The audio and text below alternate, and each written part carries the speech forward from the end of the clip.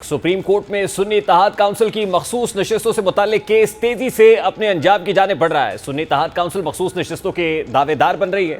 क्या यह दावा दुरुस्त है या गलत है, सुप्रीम कोर्ट के फैसले में यह सब तय हो जाएगा। आज केस की समाअत के आगाज पर सुन्नी इत्तेहाद काउंसिल के वकील फैसल सिद्दीकी ने दरियाफ्त किया कि अदालत ने कुछ सवालात पूछे, अभी दलाइल दूं या जवाब में। जस्टिस काजी फायजीसा ने कहा कि छोटे दलाइल हैं तो अभी दे दें। वकील ने बताया कि कागजात नामजदगी में चेयरमैन हामिद रजा की सुन्नी इत्तेहाद काउंसिल से वाबस्तगी जाहिर होती है।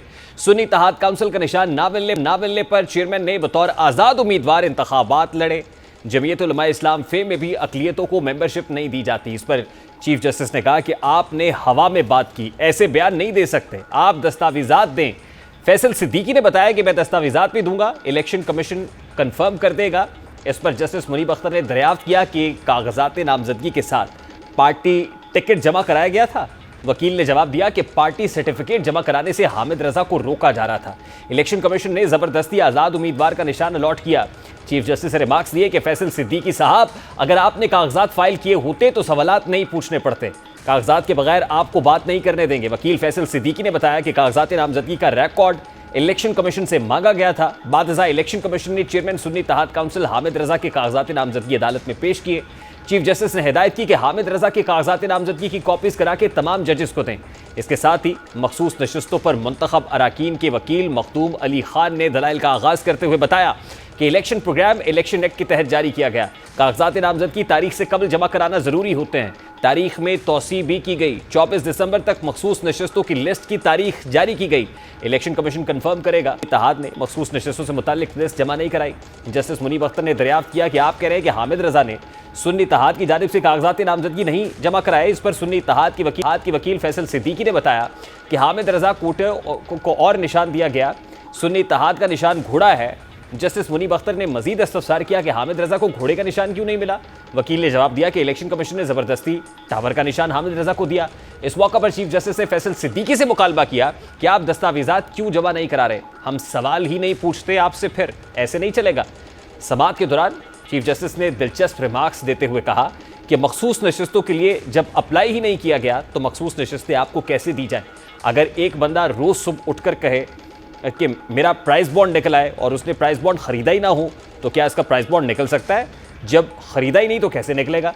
ये चीफ जस्टिस साहब का क्लिप आते हैं, वो क्या कह रहे थे इस हवाले से, क्या दिलचस्प रिमार्क सामने आए, जरा उसकी एक झलक देखिए। On the general seat where a person doesn't file a nomination paper, will the election schedule be rewritten for him? My respectful submission is no. If he hasn't filed a nomination paper, if that paper on a lighter note, someone used to get up every morning and pray to the Almighty, price bond मेरा निकला है, price bond मेरा निकला है। उसके दोस्त ने पूछा आपने प्राइस बॉन्ड खरीदा है? उन्होंने कहा नहीं। उन्होंने कहा नहीं। रूल्स ऑफ द गेम नहीं निकलेगा ना जब तक आप पार्टिसिपेट नहीं करोगे किसी चीज में। अब उन्होंने फैसला कर लिया नहीं करना, हम क्या करें उनको? माय सबमिशन, उन्होंने कहा कि हम इस गाड़ी में चलना चाहते हैं, भाई हम क्या करें? आज समाअत के दौरान चीफ जस्टिस से आप नुक्ता उठाते हुए रिमार्क्स दिए कि हैरानकुन बात है कि सलमान अकरम राजा और फैसल सिद्दीकी ने पेशावर हाई कोर्ट की बात ही नहीं की। दोनों वकीला ने सिर्फ इलेक्शन कमीशन के फैसले की बात की। अब इस केस की कल और आज की समाअत में तहरीक इंसाफ के वकीला से अदालत ने ऐसे कई दिलचस्प सवाल पूछे जिस पर कोई तसल्ली बख्श जवाब नहीं मिल सके। जिनमें से चंद एक का जिक्र कर लेते हैं। चीफ जस्टिस काजी फायजीसा ने वकील पीटीआई से पूछा कि अगर तहरीक इंसाफ सियासी जमात है तो आज़ाद उम्मीदवार तहरीक इंसाफ से अलग क्यों हुए। चीफ जस्टिस ने पूछा कि सुन्नी इत्तेहाद ने दूसरी जमात में शमूलियत इख्तियार करके खुदकुशी क्यों की। जस्टिस जमाल मंदूखेल ने सवाल उठाया कि जिस सियासी जमात ने इंतखाबात लड़ने की जहमत ही नहीं की उसे मखसूस नशिस्तें कैसे मिल सकती हैं। जस्टिस जमाल मंदूखेल ने वकील फैसल सिद्दीकी से पूछा कि इलेक्शन कमीशन ने उम्मीदवारों को आज़ाद करार दिया तो अपील क्यों दायर नहीं की, जिस पर फैसल सिद्दीकी ने कहा कि इस सवाल का जवाब सलमान अकरम राजा देंगे। जस्टिस अमीरुद्दीन खान ने पूछा कि क्या तमाम उम्मीदवार तहरीक इंसाफ के थे? हकायक मनाफी हैं। तहरीक इंसाफ की नजरियाती सर्टिफिकेट जमा कराकर वापस क्यों लिए गए। जस्टिस मुनीब अख्तर का कहना था कि आज़ाद उम्मीदवार घूम रहे हैं, लेकिन आज़ाद उम्मीदवार हैं कौन। जस्टिस मोहम्मद अली मजहर ने पूछा कि जब तहरीक इंसाफ इंतखाबात में मौजूद ही नहीं तो केस पीटीआई का कैसे है। जस्टिस जमाल खान मंदूखेल ने सवाल किया कि जिन्होंने इंतखाबात लड़ने की जहमत ही नहीं की उन्हें क्यों मखसूस नशिस्तें दी जाए। चीफ जस्टिस ऑफ पाकिस्तान ने पूछा कि तहरीक इंसाफ के सदर थे, उन्होंने इंतखाबात की तारीख क्यों नहीं दी।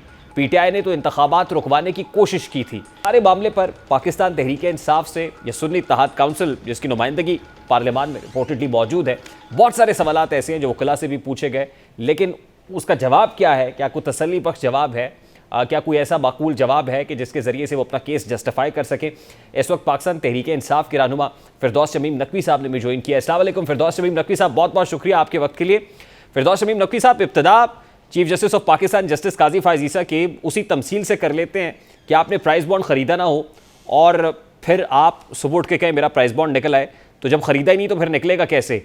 तो जब आप जब आपने जमा ही नहीं कराई दरख्वास्त कि आपको मखसूस नशिस्तें मिलनी चाहिए और आप तकाजा ये करें कि मखसूस नशिस्तें आपकी हैं, ये पॉसिबल है? ये मुज़क्का खेज़ बात नहीं है? क्या ये खुला तजाद नहीं है फिरदौस शमीम नकवी साहब?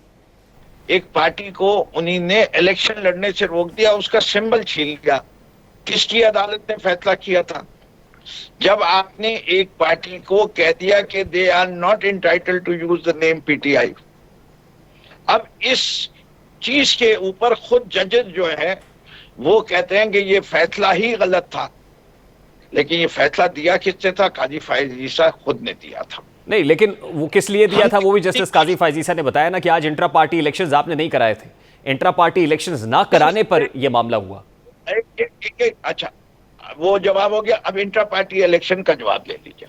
देखिए, मुल्क में एक चीज है, कानून लिखा हुआ है, करप्शन गलत है, करप्शन की सजाएं भी हैं।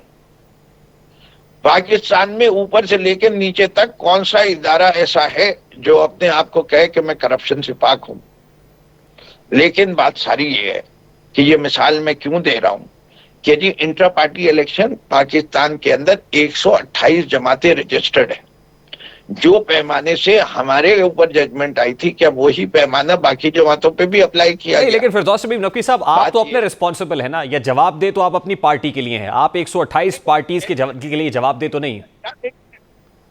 एक मिनट मैं मुकम्मल कर लूं ना, फिर आप जो सवाल पूछे जवाब दूंगा। बात यह है, हमने अपने लिहाज से इंटर पार्टी इलेक्शन दुरुस्त किया, अपने लिहाज हुआ। हमने जब दिल्ली तो हमने कहा कोविड की वजह से हम इलेक्शन नहीं कर पा रहे, उसके बाद हमने किया। तमाम पार्टीज के इलेक्शन इसी तरह होते हैं कि अनअपोज्ड आते हैं। उन्होंने उठा के कह दिया कि जी आपका जो आईन था 2022 का आईन ही नहीं अप्रूव हुआ। ये किसने फैसला किया? इलेक्शन कमीशन ने। कितने अरसे बाद फैसला किया? 22 महीने बाद। 22 महीने बाद। तो फिरदौस शमीम नकवी साहब, आपकी अपनी पार्टी के कॉन्स्टिट्यूशन में लिखा था ना कि अनअपोज्ड ये नहीं हो सकते। ये ऐसी वाली बात है, लोगों ने वोट दिया 8 फरवरी को। 8 फरवरी की रात तक पीटीआई की 2/3, 9 फरवरी को तब्दील कर दिया इलेक्शन कमीशन में। कसूर लोगों का है कि उन्हीं ने नतीजे के ऊपर बाहर नहीं निकले। अपने पार्टी के कॉन्स्टिट्यूशन के अंदर लिखा हुआ था कि अनअपोज्ड मेंबर्स नहीं होंगे, बल्कि इलेक्शंस के जरिए से जमहूरी तरीके से आपकी जो एग्जीक्यूटिव काउंसिल है उसका इंतखाब होगा, लेकिन जमहूरी तरीका अप्लाई नहीं हुआ। नंबर 1। नंबर 2 बात यह है कि अगर इलेक्शन कमीशन ऑफ पाकिस्तान ने कहा कि आजाद होंगे, आजाद हैसियत में कंटेस्ट करेंगे, तो क्या आपने इलेक्शन कमीशन के उस फैसले को चैलेंज किया? जी, आप जरा कौन सी शिफ्ट पढ़ रहे हैं आप कॉन्स्टिट्यूशन की हमारे 2022 की? आपके अपने party I am knowledgeable that. मेरे किसी पार्टी कॉन्स्टिट्यूशन में ये नहीं होता कि जी अनअपोज्ड कोई नहीं आ सकता। पार्टी का कॉन्स्टिट्यूशन लिखा जाता है इलेक्शन के लिए, लेकिन इलेक्शन का मतलब यह है कि people can come and contest. लेकिन अगर कोई आदमी नहीं आता, फॉर एग्जांपल मैं बड़ी सादा मिसाल दे देता हूं आपको, जो इस वक्त इमरान खान साहब की आज भी हैसियत है, आज का भी कॉन्स्टिट्यूशन 2019-22 किसी भी पार्टी का रख ले, जिस पार्टी में अगर इमरान खान साहब चेयरमैन के तौर पे खड़े होंगे, अनलेस एंड अनटिल वो एक कोई नूरा किश्ती वाला मसला हो, कोई शख्स पाकिस्तान तहरीक इंसाफ का मैं नहीं जानता जो इमरान खान साहब के सामने अपोज करना चाहेगा, इसलिए कि हम उनको एक रियली अजीम लीडर समझते हैं। But having said that democratic process तो यही है कि इलेक्शन प्रोसेस को फॉलो किया जाना चाहिए। नंबर 1। नंबर 2 बात ये सर, फिरदौस शमीम नकवी साहब, मेरा सवाल ले लेना।